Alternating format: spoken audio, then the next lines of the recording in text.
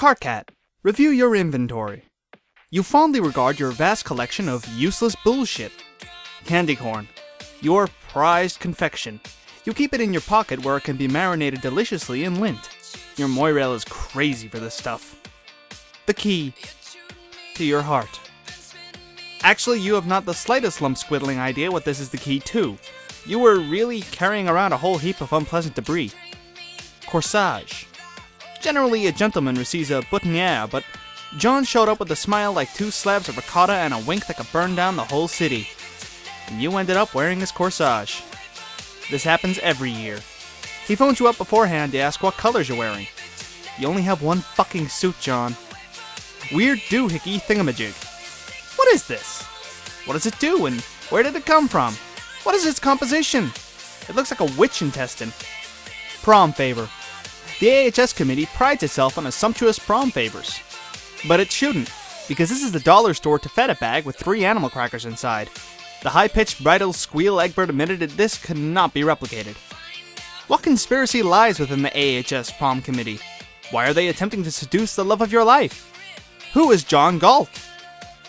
Tune specipus, sousaphone kind. A hero's instrument, 80 pounds of thunder and lightning on your shoulders. Well, you are carrying around more shit than a septic tank, but you slip on the corsage. Looking smooth. It has little rosebuds on it. Now find Jade Harley, as she is pretty cool. Harley, I require your assistance. Oh my god, Carcat! You are so cute in a tux. Am I really? You were flustered for a moment, but soon regained your manful composure. Of course I am. Of course you are. You're like a little prince. Really? No, I have no idea what a troll prince looks like. And you don't really look like a human prince either.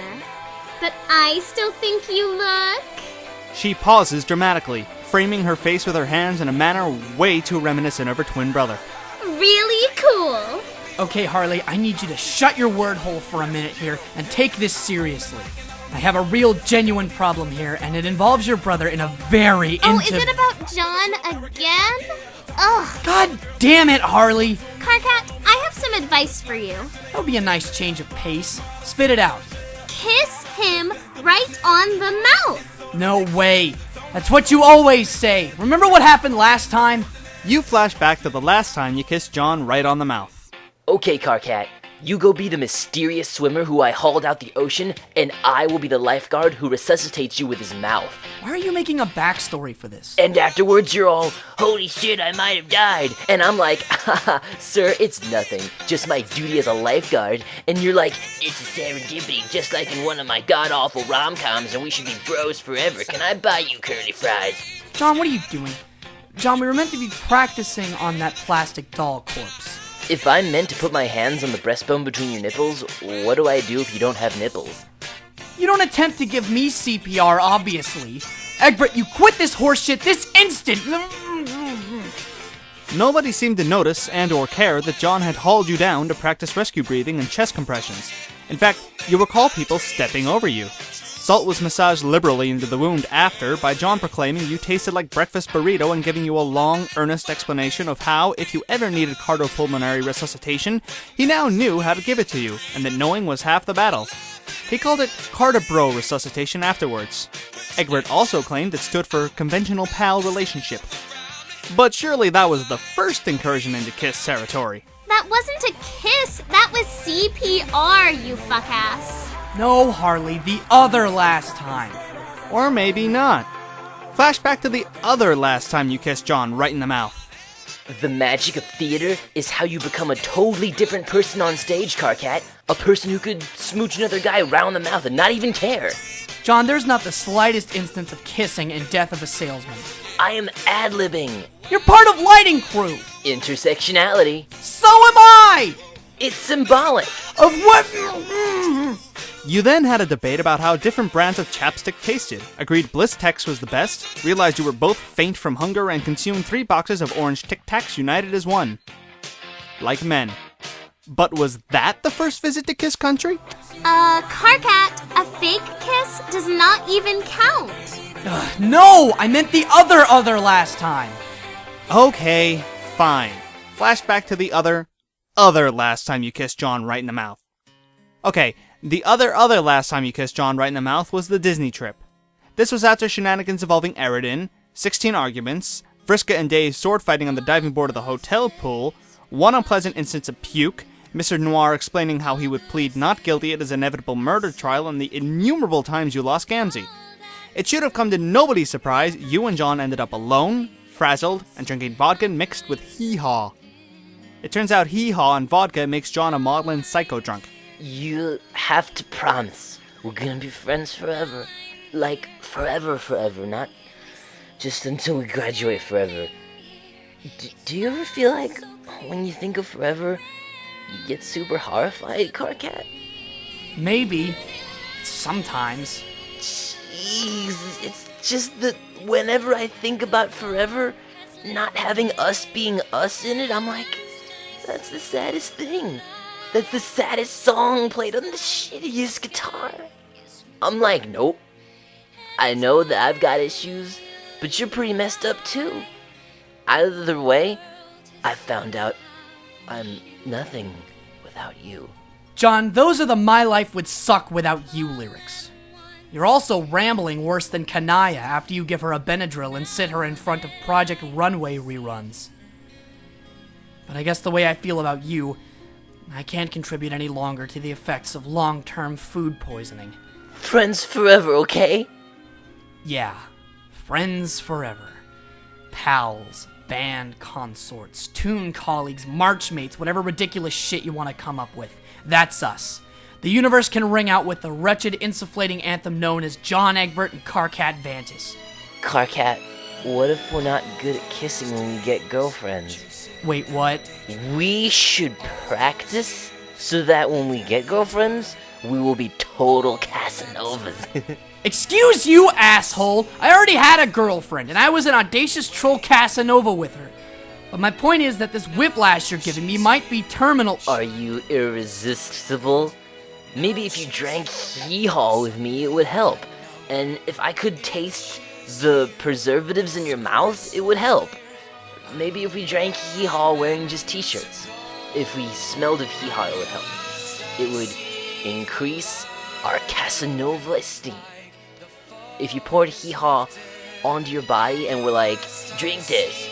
If you had hee-haw dripping off your little button nose, I could teach you. Because then I'd have a purpose.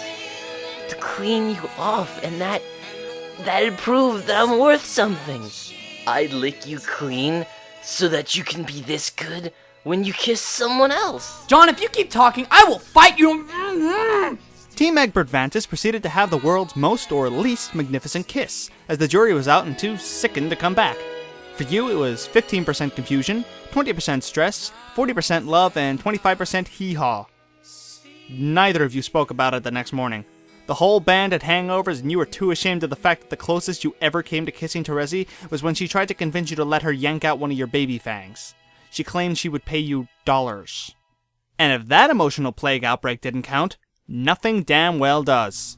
It was such a fucking disaster. No way! That actually went really well. It was super cute. No, it was a disaster. He was a disaster. I was a disaster. Together we combined our powers into a single symphony of failure. A wailing crescendo of incompetence. 8 limbs and 2 whole mouths of nothing but wet, sticky shame. Ew, Carcat. Ew. Yeah, okay, huge help as usual, thanks. You asked for my professional opinion, and my professional opinion is that you should stop being such a spineless mini fuck-ass and put your lips on his. Go on, Carcat. He's taking a break from dancing and everything. I'll be right here as backup. Jade shoves you out onto the dance floor and gives you a double thumbs up. Oh man, oh god. You kissed John Egbert right in the mouth. You can't! But now you are standing awkwardly in the middle of the dance floor looking like a fool, staring at the ceiling and wishing you were somewhere else instead. What else can you do but abscond? Abscond and seek words of cynical and indifferent encouragement and or slander from your band director through a mobile texting device. What are you saying? Okay, first things first. When you find yourself in times of trouble, Mr. Noir is not your immediate go-to guru. When it comes to choosing your own personal Jesus, your confidante, your secret keeper, that guy's not even second on the list. The list? 1. Kanaya.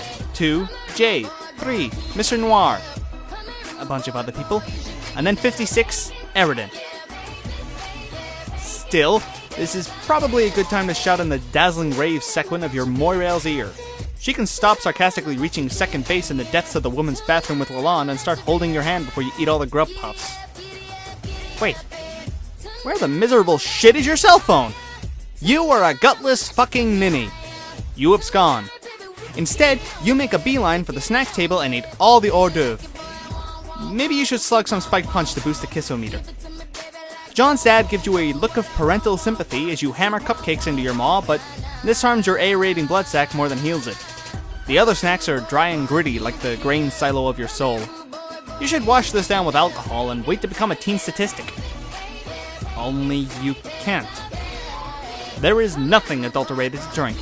The vanguard of Miss Lalonde and Mr. Egbert have kept any and all moonshine shenanigans away from the table. You don't have the requisite slipperiness stat to spike it yourself. That ladle will leave you stone cold sober. And nauseous. That punch is filled with squirt. Only Harry Potter likes that hog shit. It would most likely send your kissometer plummeting back into a suspended state of Tavros-esque readiness. Speaking of Tavros, how is that ninny faring at this godforsaken shitfest? As of this moment, Tavros Nitrum is getting down with his imaginary best friend. By the looks of things, they will be heading towards imaginary first base by the end of the prom. You know Tavros lives in misery. Triangle beatboxing, unyielding Briska persecution, horrible rap, fetal spawn swap meets and being concussed with Gamzee's trombone. But you're certain that he's a better quality of life than you. Look at him! Such imagination! Tonight he will definitely be spooning in a heffalump soft embrace. This reminds you that you have to get back to the dance floor. You're going to prove that you cannot be fucked around anymore, John Egbert. You will dance with every asshole in the room and laugh and laugh and laugh. Everything will be chuckle nuggets and nothing will hurt.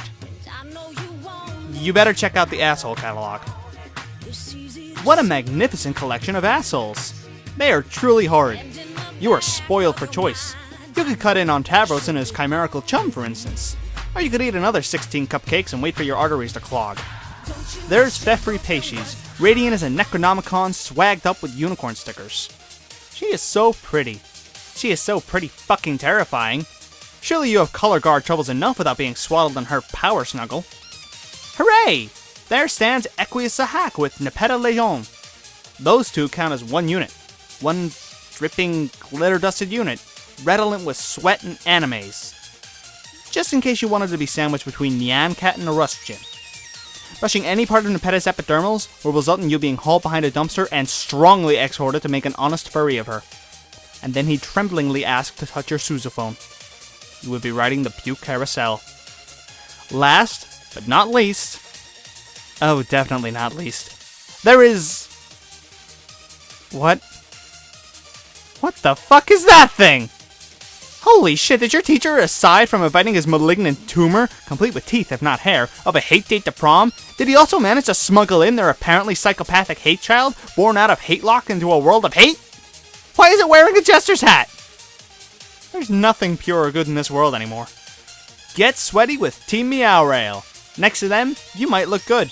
You have selected Team Meow Rail. You are a fool. This is extraordinarily inappropriate. This is the most amusing prom ever! My god, I'm stuck between a rock and a cat place. Help! Our cat, did you just touch my hot butt? Oh shit. Excuse us for a moment, Nepeta. This is the last and only straw. Pew, Nepeta wins! It is as you feared. Equius drags you behind the gymnasium, and after 10 minutes of diaphoretic terror, the deed is done. You are betrothed to Nepeta Lejon, and by extension, him. They are simply that kind of moral allegiance. You all get fucking mate-sprit married that fucking summer, and John catches the fucking bouquet with the most bemused fucking expression on his face and Eridan cries the whole time. Ashtaru Karchan, my beautiful wedding peach. I have always loved you. I will make you an honest troll, Carcat. This I promise to you. on the day of our precious wedding. High five! Indeed. Your life is Doraemon and protein powder forever.